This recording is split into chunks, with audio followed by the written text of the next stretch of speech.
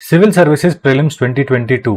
ठीक है, अब हम इसके अंदर जो रीडिंग कॉम्प्रिहेंशन के क्वेश्चंस आ रहे हैं उनको देखेंगे। मेरी क्या स्ट्रैटेजी होती है, पहले अगर मैं आपको ना दो तरीके के रीडिंग कॉम्प्रिहेंशन के क्वेश्चन दिखाता हूं। पहले ऐसे हैं, ये वाला क्वेश्चन देखो, यहाँ पे देखो, ये स्टेटमेंट, ये स्टेटमेंट, ये स्टेटमेंट, तीन स्टेटमेंट्स दिए हैं। आपको इनके अंदर ऑप्शन एलिमिनेशन लगाना होता है and it is difficult. Sometimes क्या होता है ना, आपको लगे कि ये स्टेटमेंट करेक्ट है, लेकिन यूपीएससी मान के चले कि भाई ये स्टेटमेंट तो गलत है। तो यहां पर क्या होता है, यहां पे गलती करने के चांसेस ज्यादा होते हैं। बट मैं ये कहता हूं कि why not go into those questions first in reading comprehension जहां पे मेरी एक्यूरेसी ज्यादा आने के चांसेस होते हैं। मैं आपको वैसे भी क्वेश्चंस दिखाता हूं। थोड़ा सा नीचे आते आप, ये वाला क्वेश्चन देखो भाई, क्वेश्चन नंबर 12 देखो, यहाँ पे स्टेटमेंट्स नहीं है। क्वेश्चन नंबर 11 देखो भाई, यहाँ पे स्टेटमेंट्स नहीं है। यहाँ पे आपको पता है कि मतलब यहाँ पे मल्टीपल स्टेटमेंट्स नहीं है। It is easy to eliminate such options, है ना, क्योंकि यहाँ पे चार ही स्टेटमेंट है। वहां पे दिक्कत होती है ऑप्शंस को एलिमिनेट करने में। अब मैं आपको दिखाता हूं कि how easy such such topics are. ये वाला क्वेश्चन देखते हैं, क्वेश्चन नंबर 11। यहाँ पे बोला हुआ है कि which one of the following statement best reflect the message of the author of the passage. We assume that in democracy any politician is qualified to administer a state। ठीक है, politicians should be selected from those trained in administration। भाई ये तो बात ही गलत हो जाएगी ना, ये तो भाई रिपब्लिक के प्रिंसिपल के खिलाफ ही हो जाता है। तो 11 जो है वो तो इलॉजिकल सी बात कर रहा है, इसलिए मैं इसको क्रॉस नहीं मारता। क्योंकि अगर मैं यहाँ पे क्रॉस मार दूंगा, तो मैं अपने ब्रेन को सिग्नल कर रहा हूँ कि इसको कंसिडर मत कर। तो what I will do, I will just mark like this कि भाई मैं श्योर नहीं हूं कि ये स्टेटमेंट करेक्ट है कि नहीं। ठीक है, इसके बाद we need to devise a method of barring incompetence from public office. ठीक है, as voters select their administrators, the eligibility of politicians to administer the state cannot be questioned। ये देख रहे हो, ये एक एब्सोल्यूटनेस की तरफ बता रहा है ना, ये एक एब्सोल्यूट चीज को के बारे में ऐसे एब्सोल्यूटनेस की तरफ जा रहा है। और जनरली ऐसी वाली स्टेटमेंट्स गलत होती हैं। और जो मेरा जो झुकाव है वो ए और सी के ऊपर है। एक बार पैसेज पढ़ेंगे और उसके बाद हम इसको सॉल्व करेंगे। कभी भी यूपीएससी के अंदर जब आप सी सैट दे रहे हो, क्या होगा, आप थोड़े से मेंटली फटीग होगा। ठीक है, मेंटल फटीग होगा। एग्जाम से एक दिन पहले कभी कभी एस्पिरेंट जो होते हैं वेल रेस्टेड नहीं होते। तो आपको क्या करना होता है भाई, आपको comma to comma, full stop to full stop पढ़ना है, ज्यादा समझ में आता है। देखो, in simple matters like shoe making we think only specially trained person will serve our purpose, but in politics we presume that everyone who knows how to get votes knows how to administer a state। when we are ill, we call for a trained physician whose degree is a guarantee of a specific preparation and technical competence। we do not ask for handsomest physician or the most eloquent one। when the whole state is ill, should we not look for the service and guidance of the wisest and the best. तो यहाँ पे कह रहे हैं कि भाई जब तू डॉक्टर को बुलाता है या फिर तू मोची को बुलाता है अपने जूते सिलवाने के लिए, तो तू उनकी कॉम्पिटेंस को देखता है। लेकिन जब तू अपने पॉलिटिशियन को सेलेक्ट करता है, तू बस देखता है कि उसकी मनी पावर कैसी है ना, उसका ऑरा कैसा है ना, वो दिखता कैसा है ना। तो वो सारी चीजें ज्यादा आपको मैटर करती हैं, राइट। और कह रहा है कि ये तो गलत है ना, अगर हमको हमारी स्टेट को ठीक करना है तो हमको क्या करना पड़ेगा, हमको तो best, we have to take the services of the wisest and the best. अब देखते हैं, we assume that in a democracy, सिर्फ डेमोक्रेसी की बात हो रही है कहीं पे, डेमोक्रेसी तो कहीं नहीं लिखा, स्टेट को एडमिनिस्टर करने की बात करिए। We assume that in a democracy any politician is qualified to administer a state. ये वाला देखते हैं, we need to devise a method of barring incompetence from public office. ये वाला जो है ये सॉल्यूशन ओरिएंटेड है। ये वाला जो है ये बस प्रॉब्लम को हाईलाइट कर रहा है ना, ये प्रॉब्लम को हाईलाइट कर रहा है। तुम्हें नहीं लगता कि इसके अंदर एंड में वो क्या बता रहे हैं, यहाँ पे लिखा ना, well then when the whole state is ill should we not look for the service and guidance of the wisest and the best. यहाँ पे एंड में ये लोग क्या दे रहे हैं, यहाँ पे ये एंड में सॉल्यूशन दे रहे हैं, है ना। तो इसलिए जब मुझसे वो पूछेंगे कि भाई क्या मैसेज आपको रिफ्लेक्ट हो रहा है, तो क्या होगा, मैं जैसे मान लो कि मुझे तुम्हें समझाना है यूपीएससी के लिए क्यों पढ़ना है, तो मैं तुम्हें क्या बोलूंगा, मैं तुम्हें बोलूंगा एक ऐसा एस्पिरेंट होता था, इनिशियल अटेम्प्ट में ज्यादा पढ़ता नहीं था, है ना, इनिशियल अटेम्प्ट में ज्यादा पढ़ता नहीं था, फिर उसके बाद उसको लास्ट में उसके पास विल पावर ही नहीं बची प्रीलिम्स देने के लिए, और फिर कोचिंग अकेडमी के बस वो कोर्सेज में एनरोल करता रहा और फिर उसकी जर्नी खत्म हो गई, है ना। तो इसलिए मैं कह रहा हूं कि भाई इनिशियल अटेम्प्ट में एनर्जी ज्यादा होती है, पढ़ ले। अब मैंने क्या किया, पहले मैंने तुम्हें पूरी की पूरी रामायण सुनाई और फिर एंड में मैंने तुम्हें बताया कि मेन कोर क्या था ना। पहले मैंने पूरी तुम्हें गाथा सुना दी और एंड में मैंने बताया कि जो मेन चीज थी वो ये थी कि भाई एनर्जी अभी ज्यादा है, इनिशियल अटेम्प्ट्स में पढ़ ले। इन द सेम वे इन लोगों ने भी पूरी की पूरी गाथा सुनाई और एंड में बताया कि भाई अगर स्टेट ही बीमार है तो हमको wisest and the best politician को चूज करना चाहिए। यहां पे भी देखो वही लिखा है ना, politician should be selected from those trained in the administration. तो मैसेज क्या था, मैसेज था solution oriented, not the problem. Message is not highlighting the problem, it is also highlighting the solution. ठीक है, तो इसलिए कभी भी ऐसा हो जहां पे आपको दिख रहा है कि भाई दो जगह पे है, तो दो ऐसे स्टेटमेंट्स होंगे, एक में प्रॉब्लम एक में सॉल्यूशन, तो हमेशा सॉल्यूशन वाले को सेलेक्ट करना। अभी तक हमने क्या क्या फंडे बना लिए। हमारा पहला फंडा ये था कि भाई पैसेज के अंदर जो सबसे ब्रॉड है ना, पैसेज के अंदर जो सबसे ब्रॉड स्टेटमेंट है उसको सेलेक्ट करो। दूसरा क्या है, वो स्टेटमेंट जो कि सॉल्यूशन ओरिएंटेड है, वो स्टेटमेंट जो कि सॉल्यूशन ओरिएंटेड है वो उसके आंसर होने के चांसेस ज्यादा होते हैं। ठीक है, और वो सॉल्यूशन वही होगा भाई जो स्टेटमेंट में दिया हुआ है। ठीक है, स्टेटमेंट जो पैसेज में सॉल्यूशन दिया है, जो स्टेटमेंट उसको एक्सप्लेन कर रही है वो अपना आंसर होगा। ठीक है, चलिए आगे चलते हैं। ये वाला क्वेश्चन देखो भाई, मैं कहता हूं ना कि पहले ऐसे वाले क्वेश्चंस को करो, ज्यादा आसान होता है। यहां पे लिखा है why the methodology adopted in India to count the poor is debatable. ठीक है, तो ये मल्टी डायमेंशनल पॉवर्टी इंडेक्स का कुछ नाटक हो सकता है, देखते हैं। यहां पे लिखा है there is some confusion regarding what should constitute the poverty line. कभी भी ना यूपीएससी ऐसी स्टेटमेंट नहीं बनाती भाई जहां पे वो मतलब they try to give exact reasons, है ना। तो इसलिए यूपीएससी अगर कोई गलत स्टेटमेंट भी बनाती है तो उसमें वो एग्जैक्ट बताने की कोशिश करेगी अगर वो स्टेटमेंट करेक्ट होगी। There are some confusion, okay. There are wide diversities in condition of rural and urban poor. ठीक है, तो यहां पे कह रहे हैं कि भाई हमको ये देखना है कि भाई जो मेथोडोलॉजी जिससे हम ये जानते हैं कि भारत के अंदर कितने लोग गरीब हैं, इसमें दिक्कत क्या है। ये कह रहे हैं कि भाई मेथोडोलॉजी में ही कंफ्यूजन है। ये कह रहे हैं कि वाइड डाइवर्सिटी है पुअर के अंदर भी, जैसे कि रूरल एंड अर्बन पुअर। फिर उसके बाद there is no uniform global standard for measuring income poverty. तो अब यहां पे हमको ये देखना है कि क्या यहां पे इनकम पॉवर्टी की बात हो रही है और क्या यहां पे ग्लोबल स्टैंडर्ड की बात हो रही है।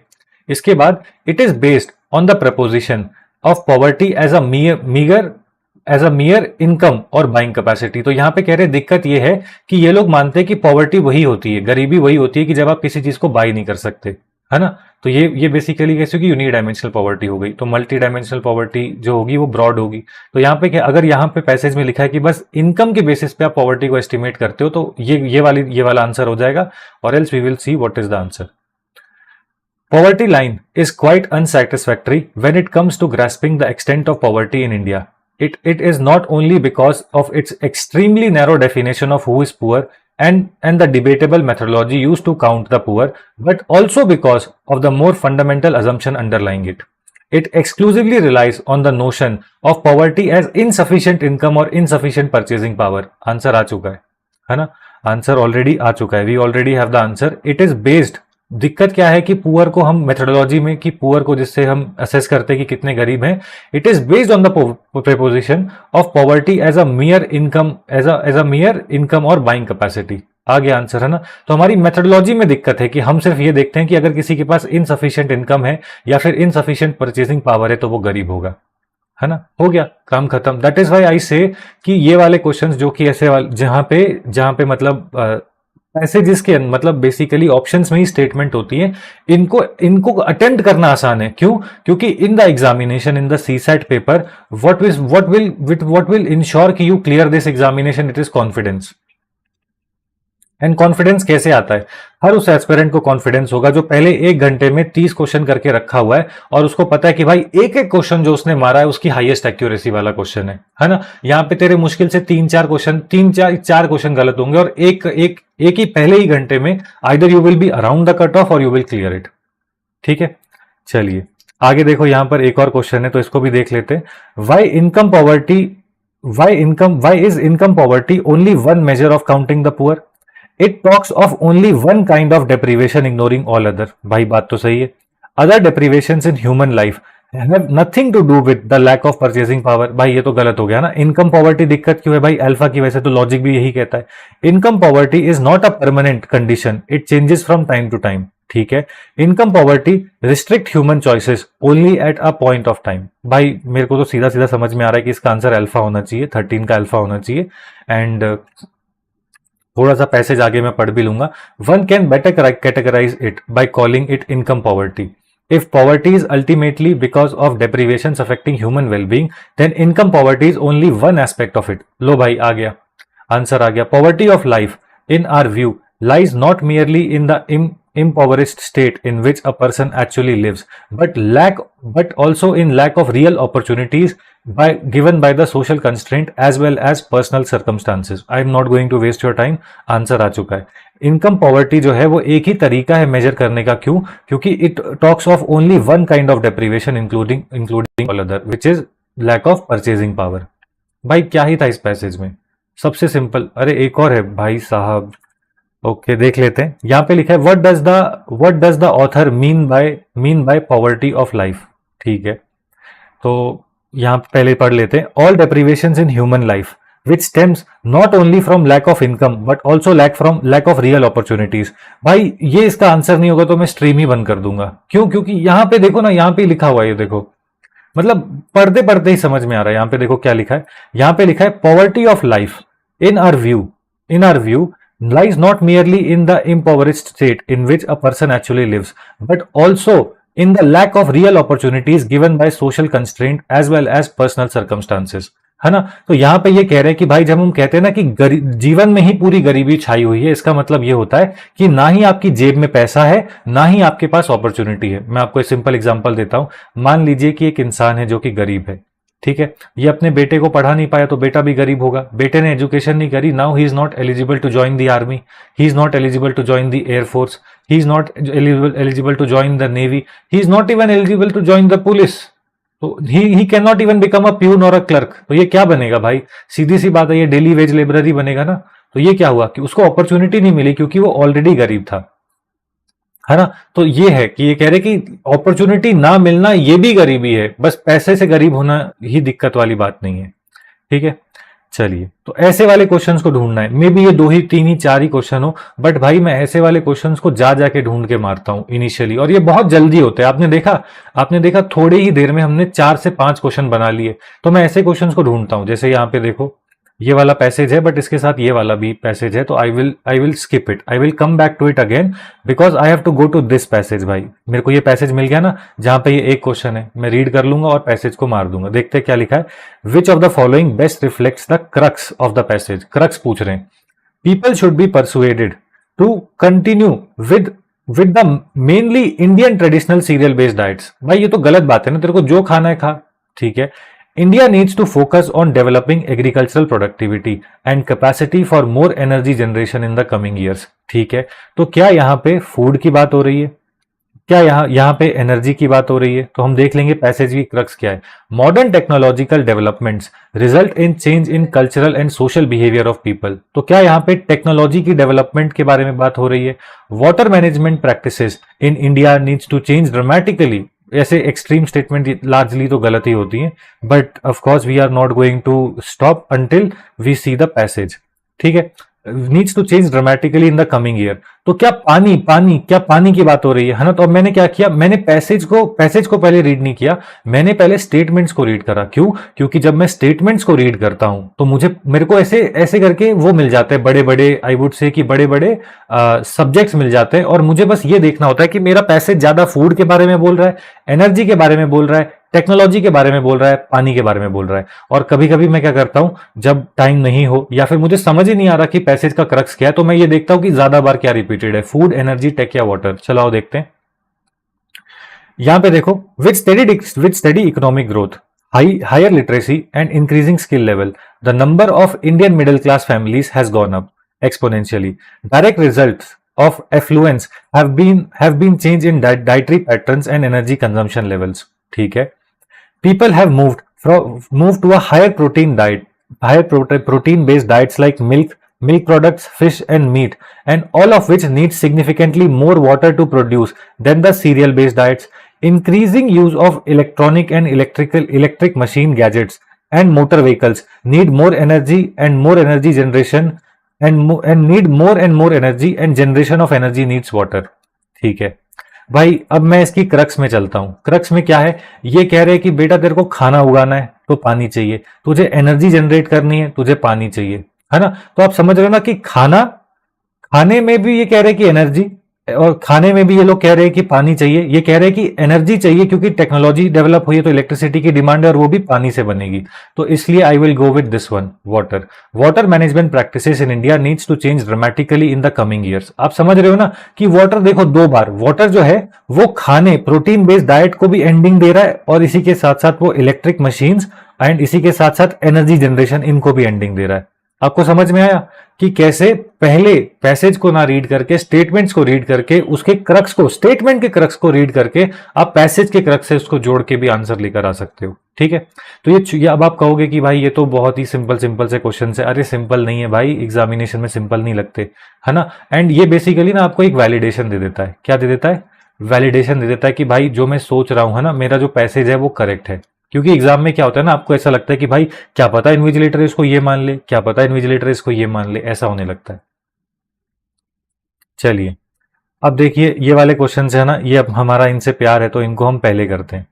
ये वाला क्वेश्चन देखते हैं। यहां पे कह रहे हैं the passage is based on the idea that man should not work hard. अरे कैसी बातें कर रहे हैं आप। The great evil of our age is over strain. ये तो है ही भाई, स्ट्रेस डिप्रेशन इसी का तो है।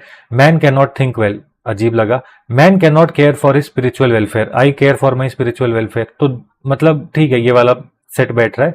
Man does not seek self improvement because he is not intellectually capable. भाई we are intellectually capable, he has no time to do so. We have time but we don't manage our time. He is distracted by materialism, possible, loves amusement and is mentally idle. ठीक है कि man जो है वो अपनी self improvement की तरफ नहीं देखता क्योंकि उसको बस मजेदार चीजों में ही उसका इंटरेस्ट है। ठीक है भाई, तो मुझे ना गट फीलिंग कहती है कि ये आंसर हो सकता है एंड इसी के साथ साथ ये वाला आंसर हो सकता है। चलो आओ देखते हैं क्या लिखा है। For 2 or 3 generations past, ever increasing numbers of individual have been living as workers merely, not as human beings. ठीक है, तो यहां पे कह रहे हैं कि जो वर्कर, जो लोग हैं, ह्यूमंस हैं, वो ह्यूमंस की तरह नहीं वर्कर की तरह रह रहे हैं। The excessive amount of labour is the rule today, और इसी से स्ट्रेन होती होगी, ऐसा ही कुछ लिखा होगा, देखते हैं।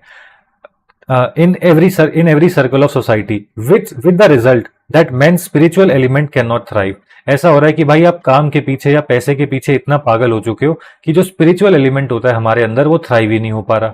ठीक है, because we are just workers, we are not living as humans. He finds it very difficult to spend his little leisure in serious activities. He does not want to think और he cannot even if he wants to. ठीक है, he seeks not self improvement but entertainment which would enable him to be mentally idle. ये कह रहे हैं कि भाई आदमी जो है वो इतना काम कर रहा है, इतना काम कर रहा है कि जब वो फ्री होता है तो वो अपनी स्पिरिचुअल एलिमेंट को ग्रो करने की सोचता नहीं है। वो सोचता है कि भाई अगर मैं फ्री हूं तो मैं एंटरटेनमेंट कर लूं। जैसे मेरे बहुत सारे दोस्त हैं जो कि कॉर्पोरेट में काम करते हैं, सैटरडे और संडे को भाई वो बाइक राइड पे जाएंगे ही, है ना, और फिर बार क्लब पब ये सब करेंगे। ठीक है, क्यों? क्योंकि उनके लिए बस वही बन चुका है, मंडे टू फ्राइडे काम करो और फिर सैटरडे को जब वो खाली है तो वो ये नहीं सोच रहे कि मैं कोई हॉबी या फिर कोई स्किल बिल्ड करूं। उनका ये है कि भाई तोड़ के मस्ती करनी है। ठीक है, and to forget his usual activities. Therefore the so called culture of our age is dependent more on cinema than on theatre, more on newspaper, magazines and crime stories than on serious literature. कि अब आदमी को क्या चाहिए? मजा चाहिए। आदमी को क्या चाहिए? मजा चाहिए। ठीक है, अब देखते हैं यहाँ क्या लिखा है। The passage is based on the idea that man should not work hard. नहीं, the great evil of our age is over strain. और मैंने देखा भाई यहाँ पे ये एज की तो बात कर ही रहे हैं ना, एज की तो बात 2 बार हो गई है। यहाँ पे देखो लिखा भी हुआ है ऑफ आर एज, है ना। तो this can be man can not think well, बात गलत है। Man can not care for his spiritual welfare. Man can think for his spiritual welfare, but he does not want to think for his spiritual welfare because he loves amusement and he wants to be mentally ideal. क्यों? क्योंकि बाकी पूरे time he is mentally occupied with his work, है ना। तो इसका मेरे हिसाब से इसका आंसर होगा man cannot seek self improvement because he just loves entertainment या amusement and is mentally ideal. तो 42 का डेल्टा लगता है और 41 का मेरे को लगता है ब्रावो। ऑप्शन में देख, हाँ करेक्ट है भाई, मैंने देख लिया आंसर की में। 41 का ब्रावो है, 42 का डेल्टा है। आप देख रहे हो ये वाले क्वेश्चंस को करना आसान है। जब एग्जामिनेशन में आप बैठते हो ना, टक टक टक टक टक टक आपका रीडिंग कॉम्प्रिहेंशन बनने लगता है भाई। After that you are dangerous, क्योंकि सबसे इजी रीडिंग कॉम्प्रिहेंशन जो होंगे वो ऐसे वाले क्वेश्चंस में ही आएंगे। ठीक है। आई एम नॉट सेइंग कि भाई ये इनमें इजी नहीं होते, बट लार्जली ना हम हमेशा कंफ्यूज रहते कि भाई ये स्टेटमेंट होगी या नहीं होगी, है ना। इन स्टेटमेंट्स में आपको पता है ना कि भाई मेरे को ये दो ऑप्शन लग रहे हैं, ये मेरे को ज्यादा बेटर आंसर लग रहा है तो ये मार देता हूं। ठीक है, चलिए और ऐसे क्वेश्चन ढूंढते हैं। आई एम प्रिटी श्योर कि और ऐसे क्वेश्चन होंगे। और ये आपको कब मारना है? In the first half an hour. अब आपको समझ में आ रहा है मैं कैसे सी सेट निकालता हूँ एकदम मजे मजे में, क्योंकि जब मेरा कंपटीशन क्वेश्चन नंबर 1 से लेके 80 तक जा रहा है, मैं ऐसे क्वेश्चंस हंट कर रहा हूँ जो कि भाई सी सेट में मैं आराम से मार सकूं। मैंने कल भी आपको एक एस्टिमेट दिखाया था, जब भी मैं जीएस का कोई भी लाइव स्ट्रीम करता हूँ तो अराउंड 30 की वॉचिंग आती है। ठीक है, 30 एस्पिरेंट्स आर वॉचिंग लाइव, है ना। अपना नया नया चैनल है और एस्पिरेंट फिर बाद में देखते हैं, तो इसलिए फिर बाद में उसके ऊपर 1000 व्यूज ऐसे हो जाते हैं। हर किसी को अच्छा लगता है कि वो बाद में मतलब स्ट्रीम देखे एंड ऑल। मैं कहता हूँ लाइव देखना ज्यादा सही रहता है ना, एक बार देख लिया और फिर आपका एक अकाउंटेबिलिटी बन जाती है कि जब वो पढ़ा रहे हैं तो मैं भी पढ़ूंगा, है ना। उनके साथ तो पक्का पढ़ना है। But what I am saying is कि भाई सी सैट आपको पता है, यूपीएससी ने अभी बताया भी था, एक यूपीएससी की एक एनुअल एक वो आती है, रिपोर्ट आती है। यूपीएससी ने उसमें पता है क्या कहा? यूपीएससी ने उसमें कहा कि 80% of aspirants who appear for civil services they do not clear C SAT. अब समझ में आया 14 दिन के अंदर यूपीएससी प्रीलिम्स का रिजल्ट कैसे डाल देती है। पहले सी सैट निकालेंगे, 80% तो यहीं पे हो गए, 20% का ही तो रिजल्ट निकालना है अल्टीमेटली, है ना। 20% का ही रिजल्ट निकालना है ultimately. That is why I am saying कि भाई सी सैट अच्छे से कर लेना, प्लीज सी सैट को इग्नोर मत करो। मैं तुम्हारे हाथ जोड़ रहा हूँ भाई, हमने इग्नोर करा था, हमको उसकी रात पड़ी। मैं अपने पापा को कहता था जिस दिन मैं सी सैट में फेल हो जाऊंगा ना, उस दिन पूरा का पूरा एस्पिरेंट कम्युनिटी फेल हो जाएगी, हम इतना इग्नोर करते थे। एक बार यूपीएससी ने थप्पड़ मारा, सीरियस हो गए। चलिए अब देखते हैं क्वेश्चन नंबर 51 देखते हैं। Which of the following statement best reflects the underlying tone of the passage. आपको ना पैसेज की टोन के बारे में बताना है कि पैसेज की टोन बस मतलब ऐसे बता रहा है, जैसे कहते हैं ना कुछ लोग बस हमेशा वही करते रहते, प्रॉब्लम बताते रहते, भाई मेरे जीवन में ये, मेरे जीवन में ये। दूसरे सॉल्यूशन ओरिएंटेड होते, टोन देखनी है। Only an educated population can best make the use of benefits of economic progress. ठीक है, तो क्या यहाँ पे एडुकेटेड पॉपुलेशन की इंपॉर्टेंस के बारे में बताया? All economic development should be aimed at creation of leisure. ये बात तो गलत है ना, ये तो गलत है। यहां पे कह रहे हैं an increase in the educated population of a country leads to increase in the happiness of its people. Not always, but ठीक है। Use of machines should be encouraged in order to create a large leisure population. भाई ये तो communist philosophy हो गई, but ठीक है, मतलब नहीं, लीजर पॉपुलेशन अच्छी बात थोड़ी ना होती है। देखते क्या लिखा है। In an economic organization, allowing mankind to benefit by the productivity of machines should lead to a very good life of leisure, and much leisure is apt to be tedious except to those who have intelligent activities and interest. ठीक है, if a leisured population is to be happy, it must be an educated population and must be educated with a view to enjoyment as well as to direct usefulness of the technological knowledge. ठीक है, तो यहां पे कह रहे हैं कि society में लीजर होना चाहिए, लेकिन लीजर जो है उसको कैसे इस्तेमाल करना है, उस लीजर को कैसे इस्तेमाल करना है, ये सिर्फ एडुकेटेड पॉपुलेशन ही बता सकती है। ठीक है, तो this is basically the crux of the passage. तो यहां पे ये क्या कह रहे हैं कि लीजर होना चाहिए, लेकिन एडुकेटेड पॉपुलेशन ही इसका बेस्ट इस्तेमाल कर सकती है। अब देखो क्या लिखा है यहां पे। क्या यहाँ पे कहीं पे भी मशीन्स की बात हो रही थी? नहीं बात हो रही थी, है ना, कहीं पे भी मशीन्स की बात नहीं हो रही थी। And increase in the educated population of a country leads to increase in happiness of its people.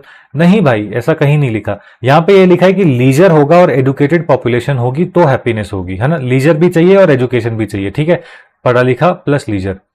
All economic development should be aimed at creation of leisure, ऐसा तो कहीं नहीं लिखा, है ना, वैसे भी एक्सट्रीम स्टेटमेंट दे दी। Only an educated population can best make the use of the benefits of economic progress. बिल्कुल, क्या है बेनिफिट ऑफ इकोनॉमिक प्रोग्रेस? की लीजर क्रिएट होता है, सोसाइटी के अंदर लीजर क्रिएट होगा तो क्या होगा? एडुकेटेड पॉपुलेशन ही इसका बेस्ट यूज कर पाएगी। तो इसलिए भाई 51 का मैं तो अल्फा मारूंगा, चेक कर लेते हैं। 51 हाँ भाई अल्फा ही है ना। अब ऐसे क्वेश्चंस आते हैं एग्जामिनेशन में, है ना, आप इसको निकाल सकते हो, ठीक है, आप इसको आराम से निकाल सकते हो। जब खुद करोगे ना तो अपनी और एक्यूरेसी अच्छी हो जाएगी। हमको इन ऐसे वाले क्वेश्चंस को ढूंढ ढूंढ के अपने सी सैट में मारना है, ठीक है। सी सैट में कॉन्फिडेंस तभी आता है जब भाई तेरा 1 घंटा हो चुका है और तूने 30 क्वेश्चन ऑलरेडी रेल डाले हैं, ठीक है। 30 नहीं तो एटलीस्ट भाई 25 क्वेश्चन तू ऑलरेडी लगा के बैठा है ओएमआर शीट में। और एंड एक और चीज मुझे याद आई, मैं बता दूं, ये गलती कोई नहीं करेगा कि पहले 10 क्वेश्चन कर लूंगा फिर ओएमआर में मारूंगा, साथ साथ में मारने, ठीक है। ये सब मतलब ट्राइड एंड टेस्टेड बता रहा हूं। मैंने बीपीएससी दिया था, 69th बीपीएससी, और उस समय हम भी बच्चे थे, और बीपीएससी इसलिए दे दिया क्योंकि मुझे पटना साहिब घूमने जाना था, है ना। और मेरे को लिट्टी चोखा खाना था, वो बहुत ज्यादा कोविड के बाद बहुत ज्यादा न्यूज में आ रहा था, तो मैंने सोचा कि चलो बीपीएससी देकर आते हैं। 69 बीपीएससी देने गया, मैंने 45 दिन तैयारी करी and I failed it by, मेरा आया था 90, कट ऑफ वॉज 91.64, मेरे आए थे 91। और वहां से मुझे कॉन्फिडेंस आया कि भाई बिहारी एस्पिरेंट, जिनको कहते हैं कि पता नहीं ये मतलब कौन सी भसम रगड़ के पढ़ते हैं, सबसे सीरियस और सबसे डिवोटेड एस्पिरेंट होते हैं, मैं उनके गढ़ में जाके उनको चैलेंज करके आया और मैंने काफी अच्छे से चैलेंज करा, है ना। लेकिन 69th बीपीएससी में मैं फेल, पता है क्यों हुआ? क्योंकि भाई जब मैं ऑप्शन मार रहा था, मैंने पूरे का पूरा पेपर सॉल्व कर दिया, लास्ट के 15 मिनट के अंदर मैं ऑप्शन टिक कर रहा हूं, और वहां पे यस ऐसा हुआ कि भाई 51 का मारना है तो 52 में मार दिया, एक क्वेश्चन में ऐसा हुआ। अगर मैंने वो एक क्वेश्चन में ये नाटक नहीं किया होता तो मैंने बीपीएससी का मेंस भी लिखा होता। ऑफ कोर्स शायद ही लिखने जाता क्योंकि मैं बिहार से नहीं हूं ना, लेकिन भाई मतलब आप समझ रहे हो ना कि कितना कितना कट टू कट हो जाता है भाई एग्जामिनेशन में। भाई जो एस्पिरेंट है ना, वो मतलब बेसिकली शार्क की तरह बैठे हुए हैं, और तुम्हें भी शार्क होना है। और शार्क का सिंपल होता है, अगर वो एक्यूरेसी मिस करेगी तो वो भूखी मरेगी, है ना। तो अपनी एक्यूरेसी को हाई रखना है। एक क्वेश्चन किया, श्योर हो लगा दो, है ना। दूसरा क्वेश्चन किया, श्योर हो तभी लगा दो, ठीक है। इसमें क्या होता है, गलती की गुंजाइश नहीं होती, ठीक है। चलिए आगे चलते हैं, ये वाला क्वेश्चन देखते हैं। यहां पे कह रहे हैं with reference to the passage which of the following statement is correct? It is not possible for the adult to feel thrilled by the present. अरे क्या बात कर रहे हो भाई, मेरी दोस्त है, उसको तुम मतलब तुम उसको नेल कटर दे दो वो पगला जाती है। इसके बाद there can be more than one reason why adult feel less thrilled by the present. हाँ ठीक है, देयर कैन लिखा है ना, जनरलिस्टिक है, हो सकते हैं। The author does not know why adult feel less thrilled by the present. अगर ऑथर ऐसा लिखे मुझे नहीं पता ऐसा क्यों हो रहा है, तो ये वाली स्टेटमेंट करेक्ट हो जाएगी। Adults have less capacity to feel the joy of adults have less capacity to feel the joy of loving and being loved. इनके अंदर कैपेसिटी नहीं है, देख लेते हैं। तो कैपेसिटी की बात हो रही है, अभी देख लेते हैं। If presents bring less thrill now that we are grown up, perhaps it is because we have too much already. Perhaps it is because we have lot of fullness of the joy of we have lost the fullness of joy of giving, and with it the fullness of joy of receiving. ठीक है, तो यहाँ पे कह रहे हैं अब जब हम बड़े हो गए तो भाई हमको जो छोटे छोटे गिफ्ट होते हैं इतनी खुशियां नहीं देते। क्यों?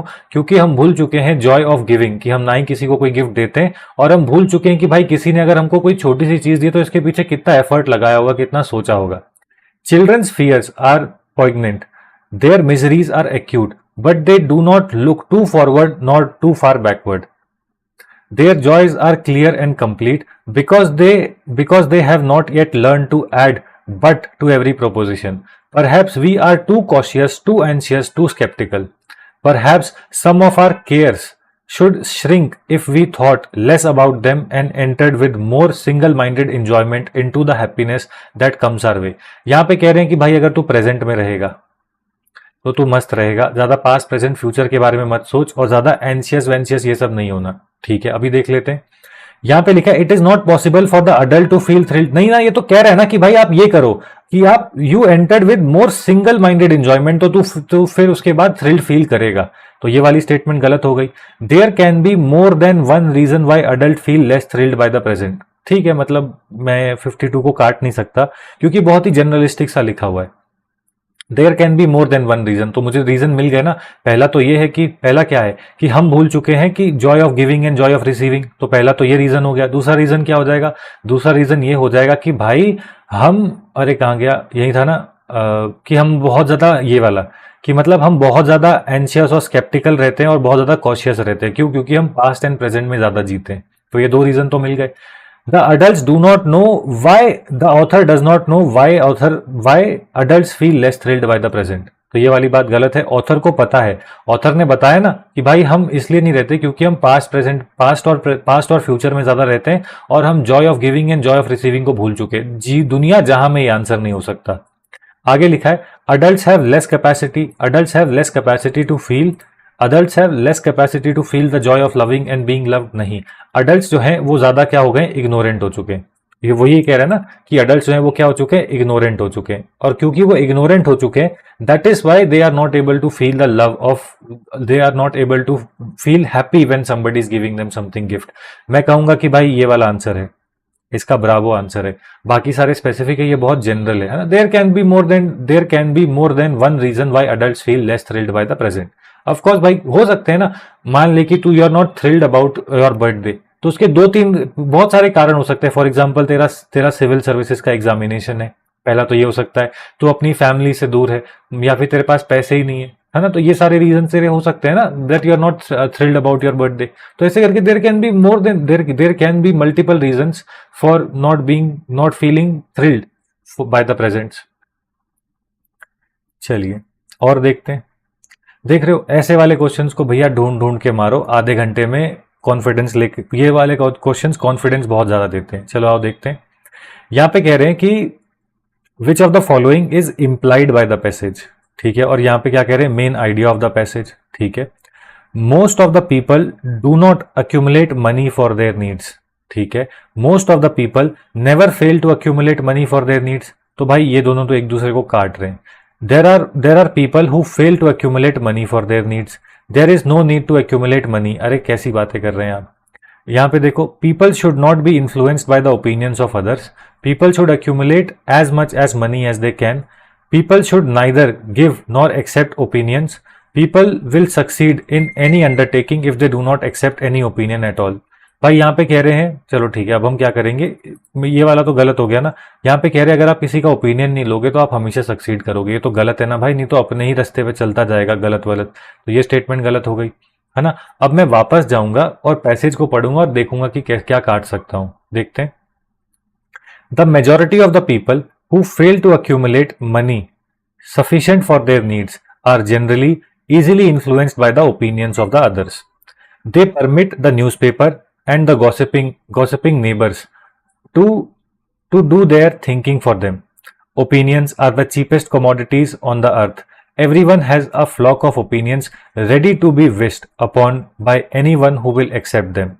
मतलब हर कोई जो है यूपीएससी में भी ऐसा है कि ज्ञान देने में तुला हुआ है, ठीक है। और यहां पर दिक्कत क्या होता है, वो लोग जो कि पैसे अक्यूमुलेट नहीं कर पाते सफिशिएंट, ये क्या करते हैं, ये सोचते नहीं है कि इनको पैसा कहाँ इन्वेस्ट करना है। किसी ने कह दिया इंट्राडे ट्रेडिंग कर लो, वहां चले गए, किसी ने कहा बिटकॉइन में लगा दो, वहां चले गए, और एंड में ये हर जगह से लॉस खाते हैं और गरीब ही रहते हैं।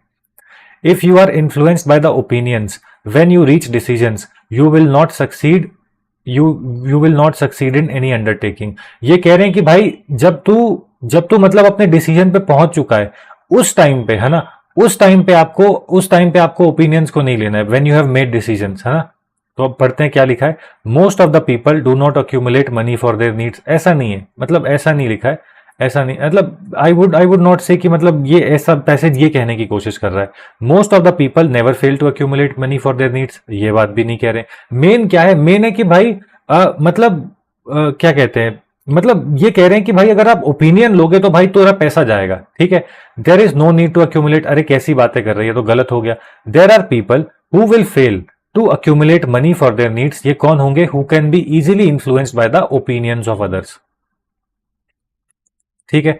मैं आपको ना एक पर्सनल आपका वो बताता हूँ, मतलब अपना पर्सनल रेफरेंस देता हूँ। जब मैंने पहली बार यूपीएससी प्रीलिम्स दिया भाई, मैं लिटरली डर, मतलब ऐसा होता है ना कि हम हमेशा से पढ़ने लिखने वाले बच्चे तो रहे नहीं, हमको किस बात का डर, है ना। गांव में एक तो फार्मिंग बैकग्राउंड है, जमीन वो भी है भी उत्तर प्रदेश के तराई वाले रीजन में, कि वहां पे तो आप बीज फेंक दो तो फसल हो जाए, तो मुझे किस बात का डर है। मतलब मैं अपने आप को यही कहता हूँ ना, जैसे मुझे जॉब नहीं, मेरे सबसे पहले प्लेसमेंट हो गई थी, मैं जॉब गया ही नहीं, है ना। और मैं अपने आप को यही कहता था उस टाइम पे भी कि हाँ ठीक है यूपीएससी जैसा कुछ करेंगे, और भाई जितना मेरे दोस्तों की सैलरी मिल रही है इतना तो मुझे जमीन से ठेका आ जाता है, मतलब मैं ऐसे करके अपने आप को कहता था, और हम एकदम चिल रहते थे।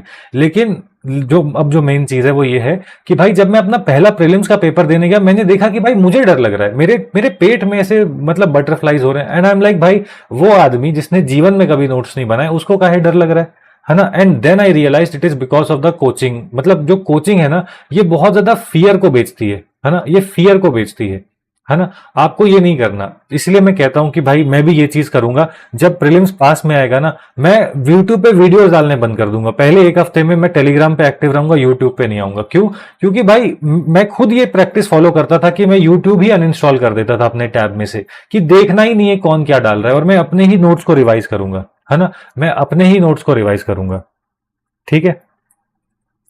तो ये चीज आप याद रखना हमेशा कि भाई डरना नहीं है कभी भी एग्जामिनेशन में। ये बहुत सिंपल सिंपल क्वेश्चंस हैं। अगर आप डर गए सी सेट में तो आप यू विल लूज आउट। हमेशा यही कहना है कि भाई मैंने तैयारी करी है, मैं कर लूंगा।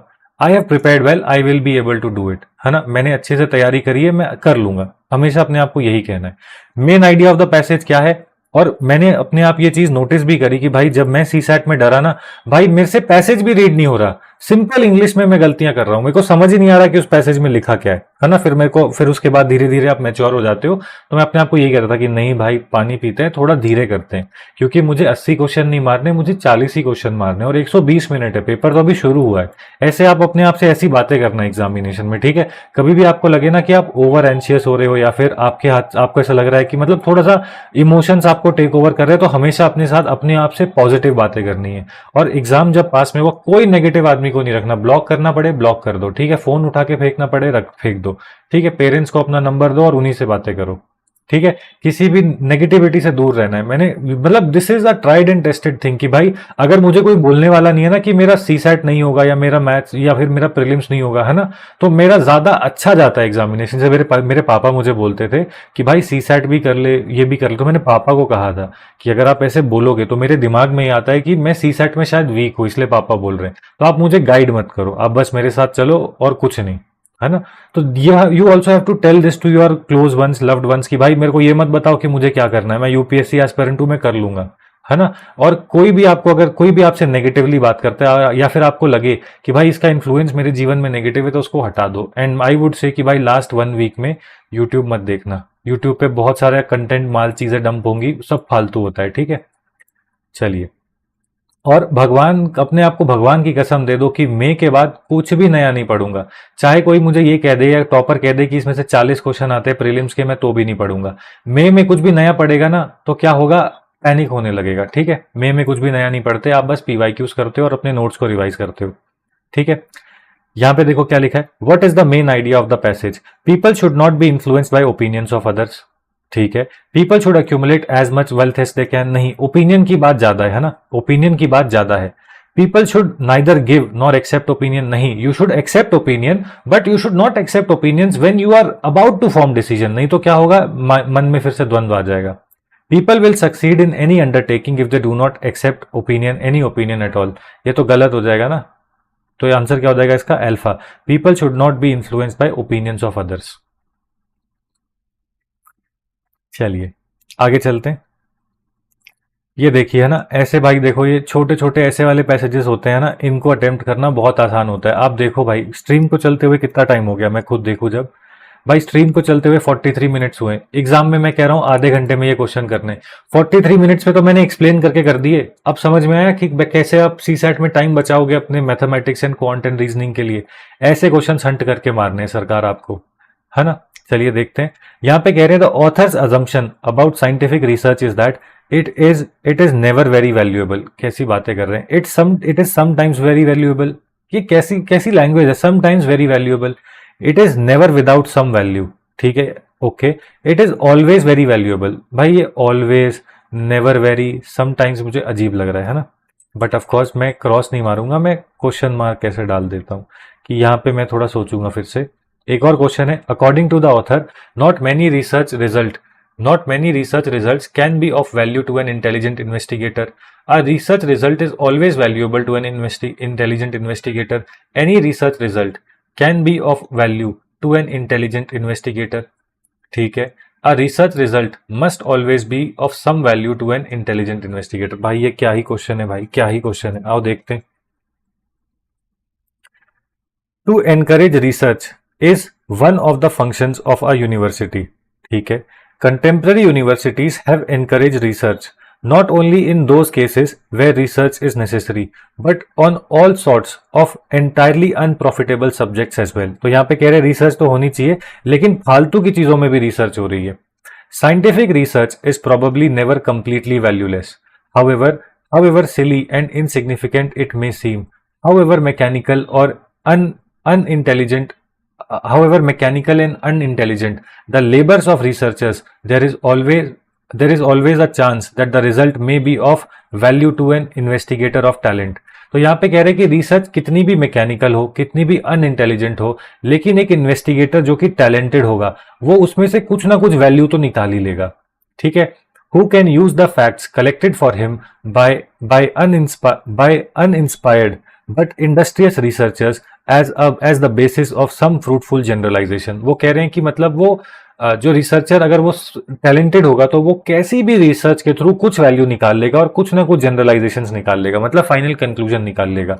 But where research is not original but consist in the mere rearrangement of existing material, where its object is not scientific but literary or historical, then there is a risk of whole business becoming merely futile. Basically plagiarism की बात कर रहे हैं कि अगर आप research कर रहे हो और वो रिसर्च जो है उसका डेटा फैक्ट या डेटा सेट इतना ज्यादा स्टैंडर्डाइज नहीं है, तो भी आप उसमें से कुछ जनरलाइजेशन कर लोगे अगर आप टैलेंटेड हो. लेकिन भाई आप किसी की रिसर्च ले रहे हो और उसके अंदर बस सिमेंटिक चेंज कर दिए, इंग्लिश चेंज कर दिए ताकि प्लेजरिज्म ना आए, तो ये फ्लूटाइल है, ये फालतू का है, ये कोई रिसर्च नहीं है. देखते हैं. The author's assumption about scientific research is that it is never very valuable. गलत. It is sometimes very valuable. ठीक है. It is never without some value. This make sense to me. It is always very valuable. गलत. वो तब valuable नहीं होगी कब, जब आप क्या कर रहे हो, बस आप क्या कर रहे हो, एग्जिस्टिंग मटेरियल को ही रीअरेंज कर रहे हो, आप कुछ नया नया नहीं ढूंढ रहे, है ना. तो ये भी गलत हो गया. It is sometimes very valuable. It is never without some value. यहाँ पे कह रहे हैं ना कि भाई अगर आप रिसर्च कर रहे हो तो उसमें कुछ ना कुछ वैल्यू तो पक्का मिल जाएगी, है ना, उसमें कुछ ना कुछ पक्का वैल्यू मिल जाएगी. तो 71 का चार्ली. आगे देखते हैं, ये वाला क्वेश्चन देखते हैं. यहाँ पे कह रहे हैं कि according to the author not many research result can be of value to an intelligent investigator. अरे कैसी बातें कर रहे हैं. Research result is always valuable to an intelligent investigator. Any research result can be of value to an intelligent investigator. ये वाला अच्छा लगता है. ये ऑलवेज वाले जो होते हैं ना, मेरे को अजीब लगता है इनको पढ़ के. फिर उसके बाद a research result must always be of some value to an investigator. Any research result can be of value to an intelligent investigator. यहां पे कह रहे हैं कि कोई भी रिसर्च जो है वो वैल्यूएबल हो सकती है. समझ रहे हो. जैसे मैं आपको कहूं कि भाई किसी का भी एग्जाम क्लियर हो सकता है ना. यहां पे क्या कह रहे हैं, research result must always be of some value to an intelligent investigator. नहीं, वो रिसर्च रिजल्ट जहां पे सिर्फ आप क्या कर रहे हो, आप रीअरेंजमेंट कर रहे हो एग्जिस्टिंग मटेरियल को, वो वैल्यूएबल नहीं होगी. बट इन द एग्जामिनेशन मेरे को पता है भाई, मैं ऐसा वाला क्वेश्चन स्किप करता हूँ. एंड वैसा होता है ना कि लोगों को लगता है कि भाई अगर कोई पढ़ा रहा है तो वो तो ओमनीसेंट होगा, है ना, भगवान होगा. ऐसा नहीं होता. अब जब मैंने 2025 का सीसैट निकाला, माई स्कोर वॉज अराउंड 90, है ना, and I got 7 question wrong, है ना. और मुझे ये क्वेश्चन 7 की जगह पे 15 क्यों नहीं है, क्योंकि मुझे पता है कि कैसे क्वेश्चन मैं अटेम्प्ट नहीं करूंगा. मुझे लगता है इसका आंसर चार्ली है, बट एग्जाम में मैं इसको नहीं मारता. क्यों? क्योंकि मैंने 2022 का बाकी पेपर सॉल्व किया है और मुझे लगा कि 2022 में हमने कम से कम 20 से 21 मैथ्स के क्वेश्चन निकाले थे, है ना. 20 भी नहीं, 25 मैथ्स के क्वेश्चन निकाले थे. और मान लीजिए यहां से मैं 23 क्वेश्चन करके जाता हूं तो भी भाई मैंने 48 क्वेश्चन कर दिए ना, आराम से मेरा स्कोर 95 क्रॉस कर जाएगा, है ना. तो मैं ऐसे वाले क्वेश्चंस को इटरेशन 3 के लिए रखूंगा, लास्ट इटरेशन के लिए, and I will not attempt such questions. क्योंकि यहाँ पे ऐसा होता है ना कि अभी तो पता चल रहा है कि इसका देख लो एक बार आंसर क्या है इसका. 72 का आंसर चार्ली है. अपना आंसर करेक्ट है. बट एग्जाम में जाके ना इतना वो नहीं आता, इतना पेनिट्रेट नहीं कर पाते स्टेटमेंट के अंदर कि भाई एनी रिसर्च कहाँ पे लिखा है ना, कि यहाँ पे रिसर्च कुछ भी हो सकती है लेकिन उसमें कुछ ना कुछ वैल्यू हो सकती है, ऐसा बोल रहे. रिसर्च, है ना, ये कह रहे कोई भी रिसर्च उठा लो उसमें कुछ ना कुछ एक इंटेलिजेंट इन्वेस्टिगेटर को मिल सकता है. यहां पे कह रहे कि हमेशा वैल्यूएबल होगी, है ना. तो ये वाली स्टेटमेंट इसलिए गलत हो जा रही है. यहां पे कह रहे कि not many research results can be of value, ये तो गलत हो गया. यहां पे तो कह रहे हैं ना कि कुछ ना कुछ वैल्यू मिल ही जाती है ना, may be of value to an investigator of talent. ठीक है. तो that is why I would go with C. But मुझे पता है, मुझे मेरी लिमिटेशंस पता है, एग्जाम में मैं ये नहीं मार पाता, है ना. मैं एग्जाम में इसको स्किप करके आता. मैं फालतू में पंगा क्यों लूं जब मेरे से एक क्वेश्चन बन गया, है ना. ये क्वेश्चन इजी है, मैं ये करूं. ठीक है. चलिए आगे देखते हैं. 73 यहां पे कह रहे हैं कि practical, rational and lasting solution. Practical rational की बात कर रहे, पढ़ते हैं. Constructing huge concrete storage tanks and canal across the country. ठीक है।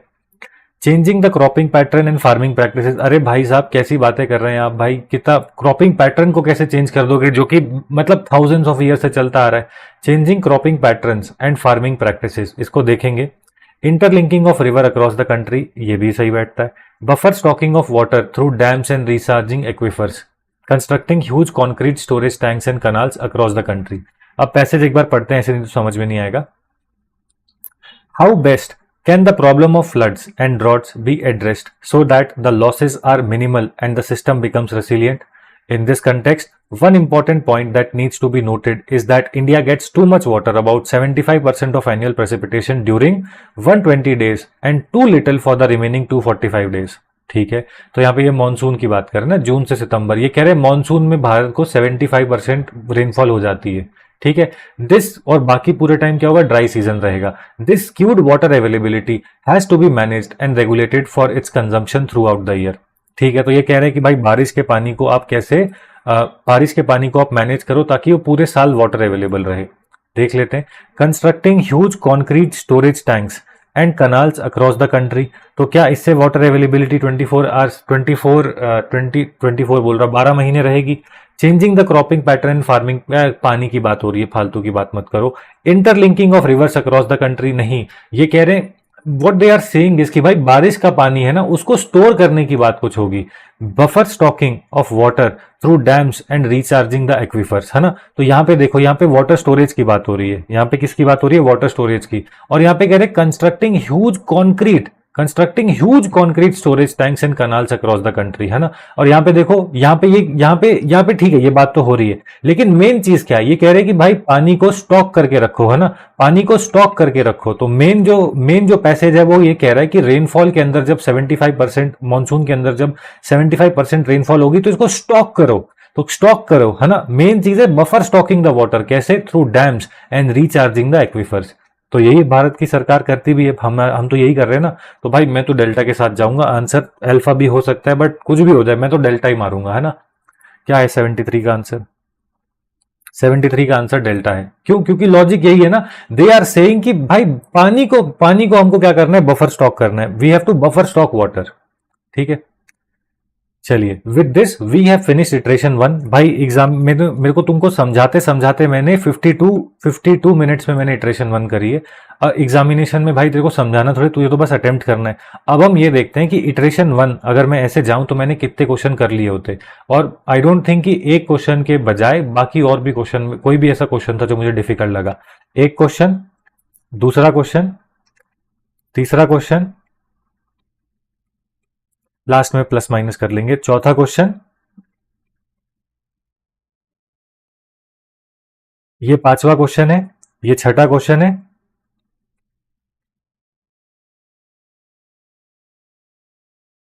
सेवेंथ, एट्थ,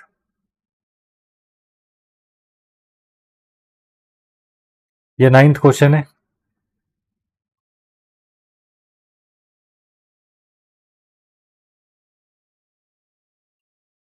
9 क्वेश्चन किए हमने। ओके, ये रहा 10th question, 11th question, 12th question, 13।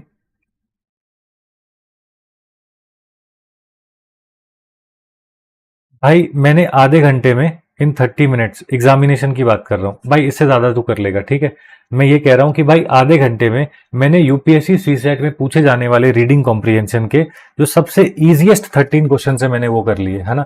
मैंने सबसे इजीएस्ट 13 क्वेश्चन मार लिए जहां पे मेरी एक्यूरेसी करेक्ट होने की बहुत ज्यादा है ना। मेरी एक्यूरेसी करेक्ट होने की क्या है, बहुत ज्यादा है। तो अगर आपने 13 क्वेश्चन पहले हाफ एन आवर में मार लिए, है ना, पहले हाफ एन आवर में आपने 13 क्वेश्चंस कर लिए, 13 इंटू 2.5 हो जाएगा 32.5।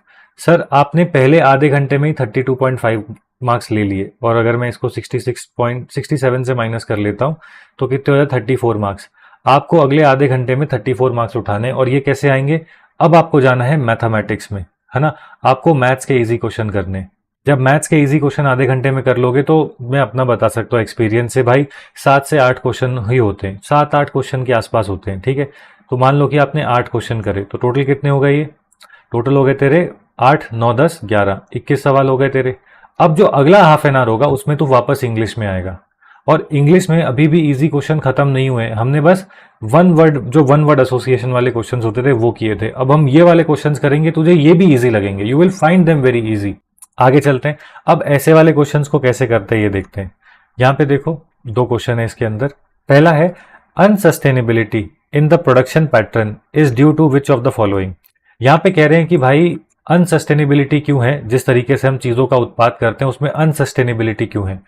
Heavy dependence on fossil fuel, this is unsustainable practice. Limited availability of resources, तो इसलिए रिसोर्सेज के ऊपर आप रिसोर्सेज जो है वो एक अनसस्टेनेबल सोर्स बन जाती है।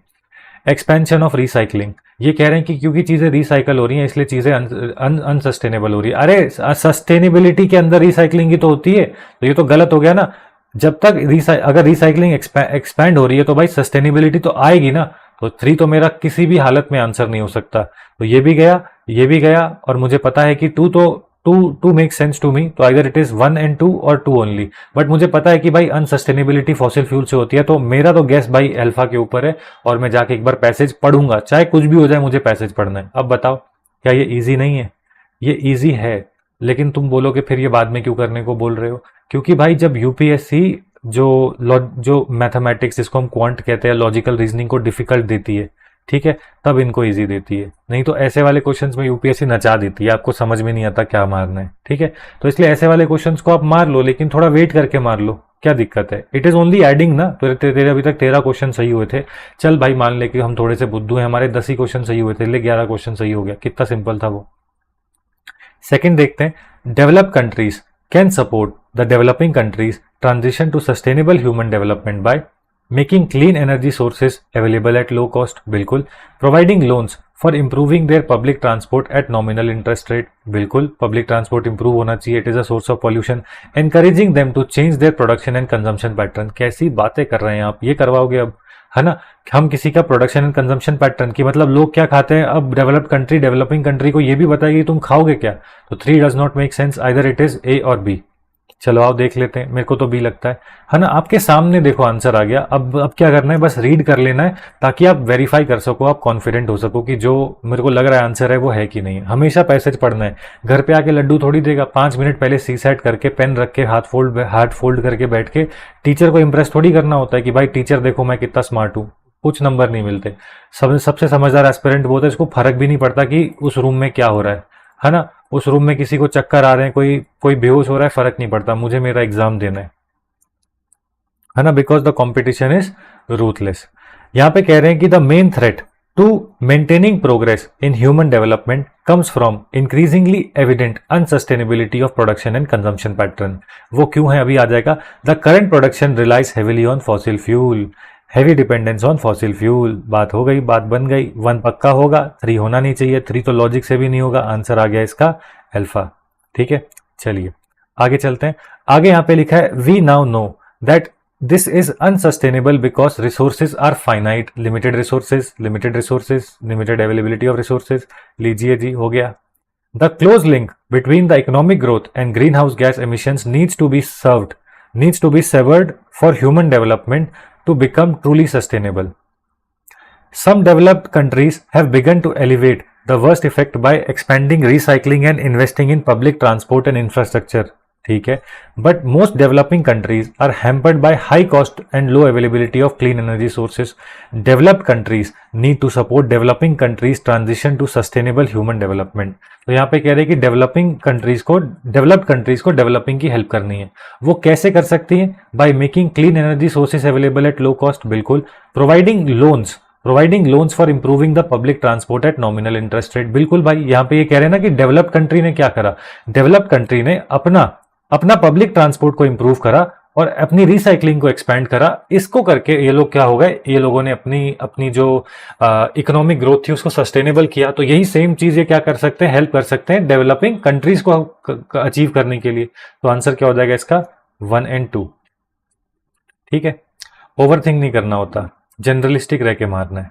आगे देखते हैं, ये वाला सवाल देखो क्या लिखा है। According to the passage given above, deforestation and denudation will या denudation will ultimately lead to which of the following. कह रहे हैं कि भाई बहुत ज्यादा पेड़ काटोगे तो क्या होगा, डिप्लीशन ऑफ सॉइल रिसोर्स होगा ही, shortage of land for common man, desert बन जाएंगे तो हाँ होता ही है, lack of water for cultivation, पानी का भी होता ही है। ठीक है, जनरलिस्टिक लग रहा है और बट ऑफ कोर्स मैं भाई चार्ली तो इसका नहीं मार दूंगा, पढ़ूंगा पहले, छोटा सा ये देखते हैं।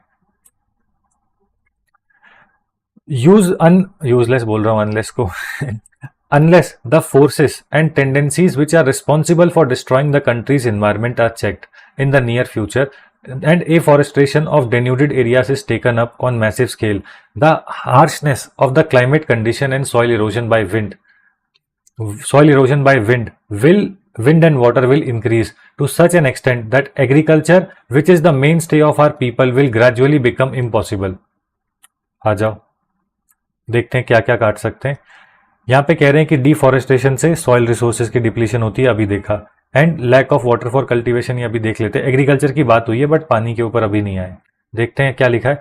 The desert countries of the world and our own desert areas like Rajasthan are a grim reminder of the consequences of large scale deforestation. क्या हो गया वहां पे, वहां पर हो गया, क्या हो गया, डेजर्ट बन गए, है ना, डेजर्ट बन गए।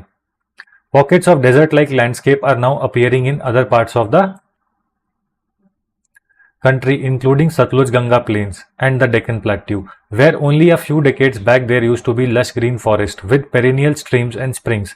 There is only brown earth, bare vegetation without any water in the streams and springs except on the rainy season. तो ये कह रहे हैं फॉरेस्ट काटा तो इसकी वजह से वहां पे स्प्रिंग्स हैं वो भी मर गई हैं, तो lack of water for cultivation make sense.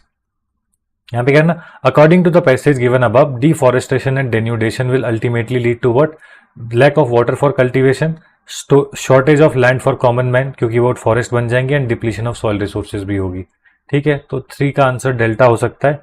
अरे 3 का आंसर डेल्टा, ठीक है मेरे को तो डेल्टा लग रहा है, यहाँ पे चार्ली बोल रहे हैं इसका आंसर ये वाला है। ठीक है, तो हमने फार फेस्ट कर लिया कि भाई अगर डेजर्टिफिकेशन होगी तो shortage of land for common man हो जाएगा, बट ये कह रहे नहीं हो सकता, ऐसा नहीं है। ठीक है, तो I have a logic, and मैंने कहा ना भाई एग्जामिनेशन में मेरे 7-8 क्वेश्चन गलत हुए 2025 में, तो इनमें से ये भी एक क्वेश्चन हो गया, and this is my way of telling you कि भाई मैं तुक्केबाजी नहीं कर रहा, अगर वो मुझे ईजी लग रहे हैं मैं तभी बता रहा हूँ, है ना। तो that is what, because I am not a teacher, है ना, I am not here to tell give. वैसे होता है ना कि भाई अगर आदमी हर चीज सही करे तो डर लगने लगता है कि भाई उसका गलत नहीं हो रहा, मेरा गलत हो रहा है, तो मे बी मेरे में ही कोई कमी है। मैं कह रहा हूँ कि भाई कमी कुछ नहीं है, it is natural to mark such statement as wrong, है ना। मुझे 1 2 3 लगा, इसका आंसर क्या, चार्ली है। यहाँ पे देखो क्या लिखा है, यहाँ पे कह रहे हैं which of the following assumptions have been made. भाई अजम्पशन वाले क्वेश्चन तो मेरे को तो भय लगता है, मैं तो थोड़ा दूर से ही इनको देखता हूँ ना, अजम्पशन दिख जाता है ना तो मेरा होता है कि ठीक है इनको लास्ट में करूंगा, बट आपके साथ कर लेता हूँ और अपना पर्सपेक्टिव शेयर करूंगा कि मैं इसको कैसे देखता हूँ। यहाँ पे लिखा है थोड़ा सा जूम कर सकते हैं, development of agricultural technology is confined to developed countries. अरे इंडिया में नहीं बनती क्या, agricultural technology is not adapted in the developing countries, ये भी देख लेंगे। इंडिया में तो है ना भाई, मतलब हम HYV सीड ये सब तो यूज करते ही हैं। फिर आगे देखते हैं, which of the following assumptions are valid. Poor countries need to bring about change in their existing farming techniques. हाँ भाई करना तो पड़ेगा, हम बहुत पानी बर्बाद करते हैं। Developed countries have better infrastructure and they waste less food, we will see. देख रहे हो भाई क्या खतरनाक है ना। इसलिए अजम्पशन वाले क्वेश्चंस, जब मुझे पता है कि यूपीएससी कहाँ नचाती है तो मैं वहां पे नाचता ही नहीं, मैं कहता हूँ ओके बाय, मेरे को कौन से सारे क्वेश्चन अटेम्प्ट करने। बट चलो आओ लेट मी ट्राई, है ना, गलत होगा तो भी I will give you a logic and I will mark it wrong. In some places in the world the productivity of staples such as rice and wheat has reached a plateau, neither the new strains nor fancy agrochemicals are raising the yield. यहाँ पे कह रहे हैं कि भाई अब productivity rice और wheat की गई, आप कुछ भी कर लो यील्ड बढ़ नहीं रही, nor there is much unfarmed land left that is suitable to be brought under the plough. यहाँ पे कह रहे हैं कि भाई अब प्रोडक्टिविटी मतलब पैदावार बढ़ नहीं रही, है ना, हमने सारा का सारा लैंड अंडर एग्रीकल्चर लेकर आ गए और पूरा फर्टिलाइजर जोड़ तोड़ के कर लिया, अब इसके आगे एक दाना एक्स्ट्रा ग्रो नहीं कर पा रहे। If global temperature continues to rise, some places will become unsuitable for farming. Application of technology can help overcome these problems. Agricultural technology is changing fast. Much of this change is brought about by affluent farmers in the West Americas. Techniques developed in the West are being adapted in some places to make tropical crops more productive. Technology is out Technology is of little use if it is not adapted in the developing world. That applies as much to existing farming techniques as it does to the latest advances in the genetic modification. ठीक है.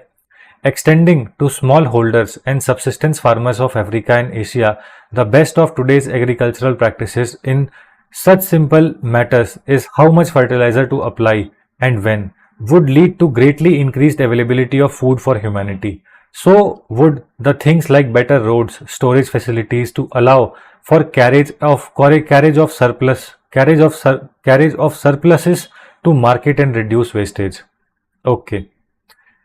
Development of agricultural ध्यान से पढ़ूंगा क्योंकि मुझे passage इतना जोर से समझ में नहीं आया. Development of agricultural technology is confined to developed countries, ऐसा कहीं नहीं लिखा. बस ये लिखा है कि डेवलप्ड कंट्रीज के अंदर फार्मर्स जो है वो जल्दी टेक्नोलॉजी को ले लेते हैं. Agricultural technology is not adapted in developing countries, ये भी कहीं नहीं लिखा. वहां पे ये लिखा है कि it is very well adapted in the developing countries और ये ट्रॉपिकल कंट्रीज में अडेप्ट हो रही है ना. ये ट्रॉपिकल कंट्रीज कहाँ लिखा है? Tropical the techniques developed in the west are being adapted in some places to make tropical crops more productive, है ना. तो ट्रॉपिकल एरियाज में कौन सी है? डेवलपिंग कंट्रीज ही तो है ट्रॉपिकल एरियाज में. तो मेरे को नहीं लगता कि दोनों के दोनों स्टेटमेंट करेक्ट हैं. और ऐसा होता है ना कि मेरी गट फीलिंग भी मेरे को यही कहती है. क्यों? क्योंकि ससुरा दोनों ही समझ में नहीं आ रहे, इतने वेग लिखे. तो मैं तो 21 का डेल्टा मारूंगा. आई कैन बी रॉन्ग, मैं गलत हो जाऊं, मैं फिर भी खुश हूं, बट मैं तो डेल्टा मारूंगा. 21 का डेल्टा ही है भाई, है ना. चलिए, और मैं कह रहा हूं ना कि आप देख रहे हो मैं तुक्केबाजी नहीं कर रहा कि मेरे को नहीं लग रहा, ये नहीं लग रहा, ऐसा नहीं हो रहा. मैं क्या कह रहा हूं? मैं कह रहा हूं कि भाई लॉजिक से मैंने काटा है ना. मैं लॉजिक को कहता हूं और फिर उसके बाद मैं कहता हूं कि हाँ, मेरी जो गट फीलिंग है वो भी कहती है कि थोड़ा अब्रप्ट है. पहले लॉजिक है फिर गट है, ठीक है. पहले लॉजिक है, उल्टा नहीं करना. पहले लॉजिक है फिर गट है. ये सेम चीज मैंने मेरे दोस्त को कही थी और उसने क्या किया, जाके मैंने बोला, फिर उसके बाद मतलब एग्जाम हो गया, उसकी पहली अटेम्प्ट थी, तो मैंने उसे कहा कि भाई पहले लॉजिक लगाना है. लॉजिक के साथ साथ अगर गट फीलिंग भी वो कहती है तो अटेम्प्ट कर लेना थर्ड इटरेशन में. भाई वो मैं एग्जाम में आया, ठीक है, एग्जाम देने गए, स्टेटमेंट वाले मतलब ऐसे 1 2 3 4 ऐसे करके दिए हुए हैं, ठीक है. मैंने उसे बोला तूने ये क्वेश्चन किया कैसे, है ना. मतलब मैं तो गुस्से में बोल सकता हूँ ना, मेरा दोस्त था कि वो फेल हो गया था. मैंने तूने ये क्वेश्चन एलिमिनेट कैसे किया? मैंने तो ये अटेम्प्ट भी नहीं करा, तूने कैसे किया? वो बोलता मेरी गट फीलिंग आई कि 2 करेक्ट नहीं है, तो जब 2 ऑप्शन में नहीं तो आंसर 1 3 4 होगा. मैंने बोला अभी तू क्या मतलब कुछ गांजा वांजा फूक के गया था क्या एग्जाम में? पहले कहा ना कि पहले लॉजिक लगाना है. जब लॉजिक नहीं लग रहा तो लॉजिक के बाद गट फीलिंग के साथ अपने गट फीलिंग में अपने आप से पूछना है कि भाई क्या ये मेरे को ठीक लग रहा है. तो यूपीएससी प्रीलिम्स में भी यही करना है. कभी कभी क्या होता है ना, आपको लगता है मैंने पढ़ा याद नहीं आ रहा, तो गट फीलिंग पे आप अटेम्प्ट करते हो, बट भाई पहले लॉजिक तो लगाएगा ना. पहले लॉजिक है फिर गट फीलिंग है, और गट फीलिंग डेवलप होती है जब आप विड्थ में पढ़ते हो. चलिए, मेरे दोस्त वाली गलती नहीं करनी. फिर 1 साल घर पे बैठा, तैयारी छोड़ दी.